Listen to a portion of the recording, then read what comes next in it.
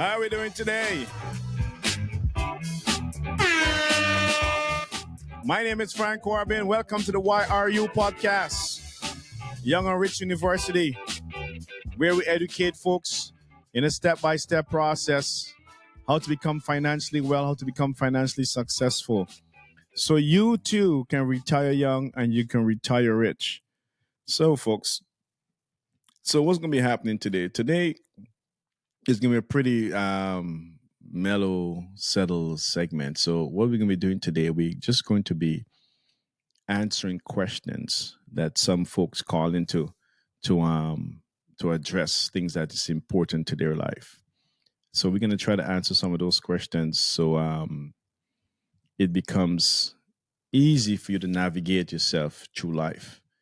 And it's unfortunate because many people normally say, Frank, the things we want to know or the things we want to do, they normally don't teach it in school or university. And there's some truth to that. But unfortunately, university and school is not there to teach you on financial education, on the well building process. That's a parental job. Your parents is responsible for that. Schools design you how to create careers and how to create careers and how to create skill set.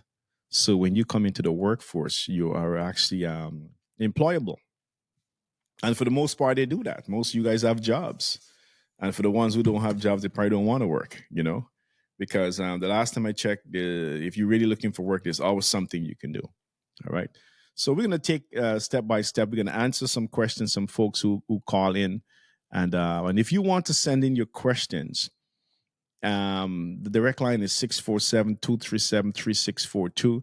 You can send that question before you send it in an audio form or a voice note form. Send it on WhatsApp, or you can email it to us to youngandrichinc@gmail.com. That's young, YOUNGN, and rich, RICH, Inc., INC, @gmail.com. You can email us your voice note. And we will play your voice note and try to address your question in a public manner. And that's because we want others to learn from your questions and others to learn from your situation.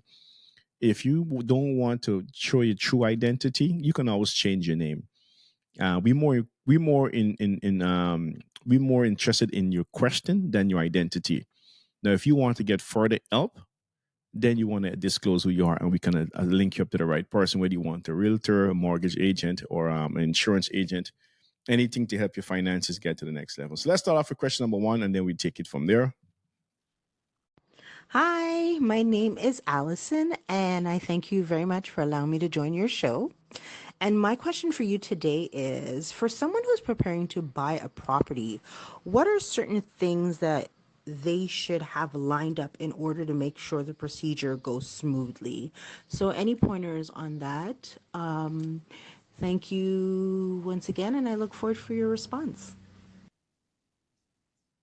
Okay, thank you very much for your question, Allison. So if you're trying to buy a property, whether it's first home or second home or whatever it is, just get involved in real estate in general. There's three key factors you need to focus on: income, credit, and down payment. Okay.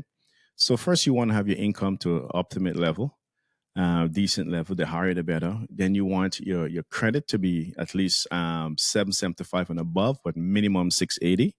And because 775 above make you very appetizing to the A lenders, the top banks. 680 is good as well, but minimum 680. Below 680, you risk the chance of getting pushed to a B lender, which puts you into a high interest rate mortgage. Okay. So income, credit, and your down payment. You want to have minimum 5%, 10%. Again, the more down payment you have, is better for your finances. Okay. So those are the three key things you want to focus on.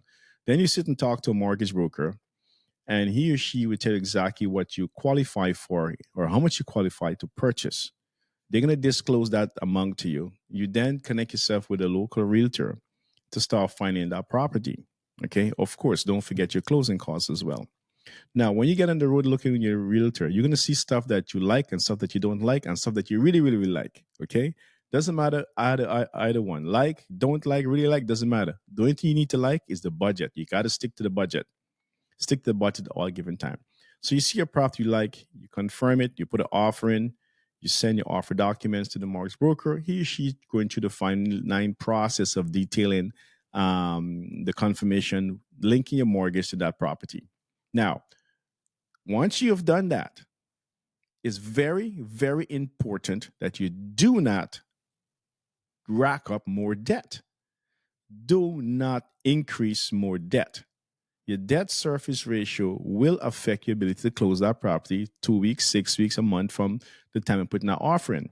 So you keep your debt ratio low at all given time. If anything, you want to reduce debt during that process versus increasing debt.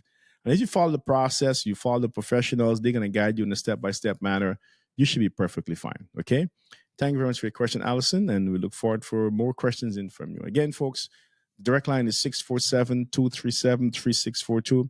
If you want to ask us questions, send them in a voice note manner. You can do video questions as well. Send us a video recording of your questions if you want to be shown. And again, we care about your questions more than your identity. So the question is what's more important. So if you don't want to identify yourself, you can just use a different name. Okay. Thank you very much, Allison.